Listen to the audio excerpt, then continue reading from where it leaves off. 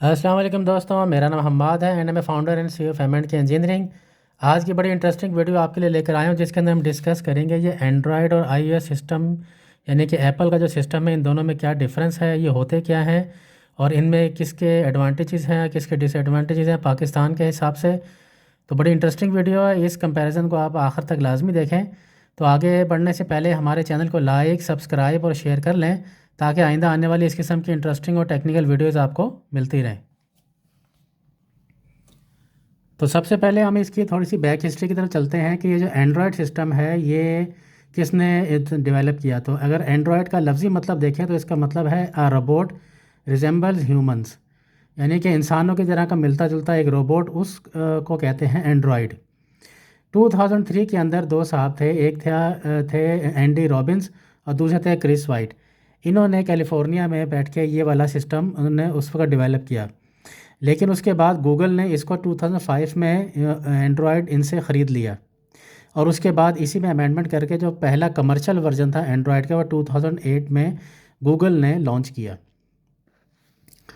अब हम थोड़ा देखते हैं कि ये जो एप्पल का सिस्टम है इसको कहते हैं iOS, यानी कि इंटेलिजेंट ऑपरेटिंग सिस्टम या तो इसमें जो ये इसके जो ओनर हैं वो बेसिकली स्टीव जॉब्स हैं।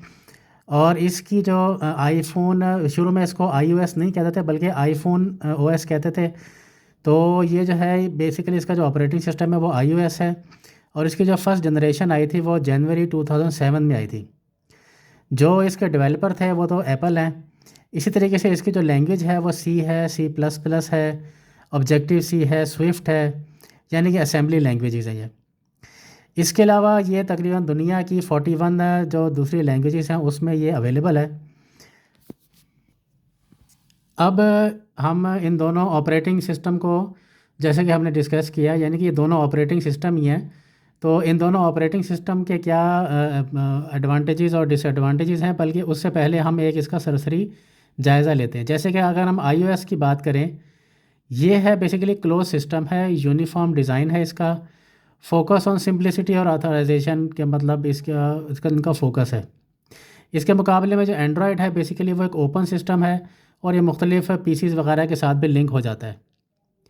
इसी तरीके से इसमें जो iOS है इसमें प्राइवेसी बहुत ज़्यादा है, सिक्योरिटी कंट्रोल बहुत ज़्यादा हैं और लेस मेलवेयर होता है। मतलब ये है कि इतना ज़रा हैंग नहीं होता ये, ना होने के बराबर।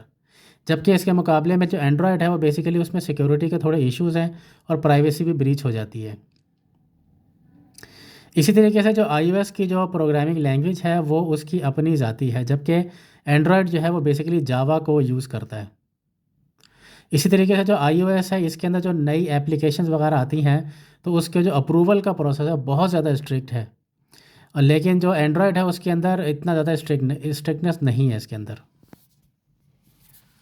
अब हम इसके थोड़े से एडवांटेजेस और डिसएडवांटेजेस को डिस्कस करते हैं और कुछ हम इसमें नंबरिंग भी कर देंगे, मार्किंग कर देंगे। ये कोई स्टैंडर्डाइज तरीका तो नहीं है, लेकिन ये है कि जो लोगों का ऑब्जर्वेशन है उस हिसाब से है, लिहाजा इसको दिल पे ना लिया जाए।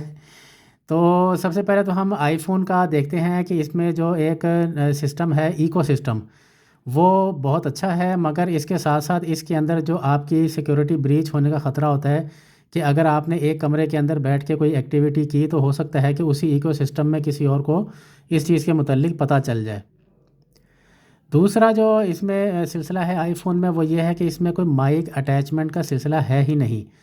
तो इसका ये एक ही तरीका है कि आप इसको ऑन करके अपनी जेब में रख लें और जिसकी भी जो भी आपने माइक बोलना है वो सारा इसी में ही होगा। तो ये भी इसका डिसएडवांटेज है आईफ़ोन का। इसी तरीके से आप जो हैं, जो इसके अंदर कोई रिकॉर्डिंग, जो इनकमिंग और आउटगोइंग कॉल्स होती हैं उसको आप रिकॉर्ड नहीं कर सकते। और इसी तरीके से आगे अगर हम चलें तो इसमें जो एडाप्टर वगैरह का है वो बहुत एक्सपेंसिव है और आप उसका जो चार्जर है वो भी अगर फ़र्ज़ कर लें काम करना बंद कर दे तो आपको फिर ओरिजिनल ही मंगवाना पड़ेगा, वरना ये है कि जो लोकल लगें तो वो इसका मतलब मोबाइल ख़राब हो जाएगा। तो इसका मतलब है कि बहुत ज़्यादा एक्सपेंसिव इसके चार्जेस वगैरह हैं। इसी तरीके से डिसएडवांटेजेस में अगर देखें तो मेमोरी लिमिटेड है इसकी, इसमें आप SD कार्ड इस्तेमाल नहीं कर सकते। अगर फ़र्ज़ कर लें इसकी मेमोरी ख़त्म हो गई है तो आपको जो है फिर नया फ़ोन लेना पड़ेगा ताकि उसकी जो मेमोरी है को एक्सटेंड करें, मतलब इसमें कोई अलहदा से कार्ड नहीं लग सकता। इसी तरीके से इसमें जितनी भी जो ऐप्स हैं, अगर फ़र्ज़ कर लें उसके अंदर कोई ऐसी एप्लीकेशन आ गई है जो कि उसमें पेमेंट करके ही आपको इस्तेमाल करनी है, तो फिर आपको पेमेंट ही करनी पड़ेगी, उसका कोई अल्टरनेट नहीं मिलेगा आपको। इसी तरीके से इसका डिसएडवांटेज आईफ़ोन का ये है कि इसमें जो रिपेयरिंग की कॉस्ट है वो भी बहुत ज़्यादा है। अगर फ़र्ज़ कर लें आप यहाँ पे किसी लोकल दुकानदार के पास भी जाएँ, आप उसको दिखाएँगे कि भाई इसमें ये मसला आ रहा है, तो वो भी आपकी शक्ल देख के कहेगा लो जी मुर्गा आ गया। इसी तरीके से इसमें जो क्लाउड स्टोरेज मेमोरी है वो नेगेटिव है इसका है। इस तरीके से इसमें जो ईयरफ़ोन्स पहले आता था, लेकिन अब जो वायरलेस एयरपॉड्स आ गए हैं, अब आपको वो ही ख़रीदने पड़ेंगे। इसी तरीके से इसके जो रिवीजन्स आती हैं, जो नया वर्ज़न आता है इसका सेट का, उसमें कोई ख़ास डिफ़रेंस होता नहीं है। सिर्फ़ यही होता है कि जिसमें थोड़े से कलर चेंज हो जाते हैं या उसका कैमरे का साइज़ बड़ा कर दिया। इस तरीके से बस 2-4 फ़ीचर होते हैं, लेकिन ये बहुत ज़्यादा एक्सपेंसिव पड़ता है। अगर हम एंड्रॉयड की तरफ आएँ तो इसमें कोई इकोसिस्टम नहीं है फ़िलहाल, और इसमें सैमसंग ने भी इकोसिस्टम अपना डेवलप किया, लेकिन अभी भी बहुत पीछे है, मतलब इकोसिस्टम उसमें नहीं है। इसके अलावा जो इसमें माइक का पोर्शन मौजूद है, माइक आप इसमें लगा सकते हैं, कोई मसला नहीं है। इसी तरीके से जिस तरीके से वहाँ पे आईफ़ोन के अंदर जो है वायरस का कोई सवाल ही पैदा नहीं होता, लेकिन एंड्रॉयड के अंदर जो है वायरस अवेलेबल हो जाते हैं। इसी तरीके से जो एंड्रॉयड सिस्टम है इसके अंदर ओवरहीटिंग का एक इशू आता है, जिसकी वजह से बाज़ औक़ात मोबाइल बाज़ जगह पे फट भी जाते हैं। तो ये एक इसका एडवांटेज नज़र भी आता है। इसी तरीके से जो है इसमें फ्रॉड ऐप्स जो होती हैं वो आ सकती हैं। इसी तरीके से इसमें जो एसडी ड्राइव है वो भी लग जाती है और आपकी स्टोरेज आप इसको बढ़ा सकते हैं। आखिर में जो एक ही बहुत बड़ा डिफरेंस है वो सिर्फ यही नज़र आता है कि जो रिस्पेक्ट का इशू है, यानी कि जो जिस बंदे के पास आईफ़ोन होता है उसकी रिस्पेक्ट की जाती है और जिसके पास एंड्रॉयड फ़ोन होता है उसको नॉर्मल लिया जाता है। तो यही इसके बड़े से डिफरेंस है। अगर हम इसको पॉइंट वाइज़ चेक करें तो अंदाज़ा ऐसा होता है कि जो आईफ़ोन है पाकिस्तान में इसको -12 मार्क्स मिलेंगे, और अगर एंड्रॉयड को देखें तो -7। तो इसका मतलब है कि हम अपनी मार्किंग करें तो -7 यानी कि विनर जो है वो एंड्रॉयड सिस्टम हो गया, कि इसमें कम डिसएडवांटेजेस हैं, जबकि आईओएस से और एप्पल के अंदर ज़्यादा डिसएडवांटेजेस हैं। तो ये एक बड़ा कंपैरिज़न हमने किया है तो उम्मीद है कि आपको इस कंपैरिज़न अच्छा लगा होगा।